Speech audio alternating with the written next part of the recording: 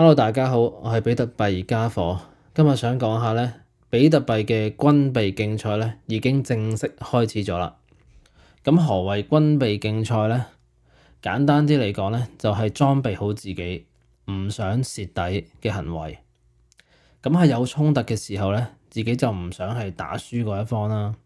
即使咧只係談判嘅時候咧，我哋都可以透過裝備好自己咧去增加籌碼。例如你同人打交嘅時候咧，人哋揸住把刀，你揸住兩梳蕉，咁你咪蝕底嗰一個咯。咁去到打仗層面，人哋國家用緊大炮，你仲係用緊投石車嘅，咁你咪唔夠人哋抽咯。咁你咪焗住要去研發大炮咯。去到近代少少，一個國家研發到核彈，咁其他國家就要逼住去研發核彈咯。就算啲核彈未真正需要落場用，咁起碼喺國際舞台上都有多啲嘅 bargaining power。喺科技嘅層面咧，譬如一個國家研發到上太空，咁其他國家都唔會執輸。其實而家嘅 AI 都係一樣，美國有 ChatGPT，中國都有 DeepSeek。咁講完咩係軍備競賽之後，就要講下點解我哋要軍備競賽。其實好簡單，就係因為 game theory，即係話博弈論。咁呢樣嘢簡單嚟講就係話，每個玩家都會估計其他嘅玩家會點做，從而決定自己會點做。假設比特幣會繼續普及化，如無意外佢會成為 world reserve currency，咁順理成章儲多啲比特幣就係而家應該要做嘅嘢。順帶一提咧，呢度唔係揸得多比特幣咧就可以控制比特幣嘅網絡嘅。咁其實所有節點已經非常去中心化㗎啦。就算將來有一個國家咁犀利，可以揸得超過多一半嘅比特幣，咁佢都控制唔到比特幣嘅。只不過揸多啲，咁你可以增加你喺國際舞台上面嘅籌碼嘅啫，同埋可以壟斷多啲資源嘅啫。咁首先咧，我哋睇美國啦。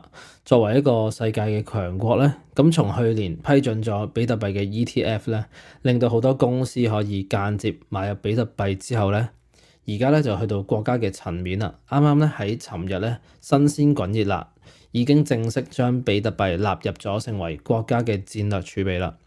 咁啲詳細內容咧我就唔喺度講啦，大家可以去白宮嗰個網頁度慢慢睇啦。咁至於另一個大國中國咧，雖然佢官方咧係禁止咗比特幣嘅挖礦同埋交易，咁但係咧估計咧中國仍然係擁有大約20萬粒嘅，同美國差唔多。咁跟住咧講下啲細國啦。首先咧就係最多人認識咧，曾經將比特幣納入法定貨幣嘅薩爾瓦多咧。咁佢喺2021年咧已經開始儲比特幣㗎啦，而家咧已經有超過6000粒。另外一個好少人談論嘅地方咧就係不丹啊。呢個位於喜馬拉雅山脈嘅國家，咁佢透過水力發電咧，低成本咁樣挖礦咧，而家已經儲到超過1萬粒啦。咁另外喺英國啊、烏克蘭呢啲國家，其實佢哋都揸住幾萬粒咁樣。如果你係其他國家嘅元首咧，你見到咁多國家不斷喺度儲比特幣咧，根據 game theory，就算你未有時間去研究比特幣，就算你未係好有信心，但係你都焗住要去做，因為你唔想執輸，同埋買個保險。正如喺個人嘅層面一樣，冇人咧叫你一開始咧就會去 all in。但係如果你而家唔 get off zero 嘅話咧，可能係對你未來嚟講最大嘅風險嚟嘅。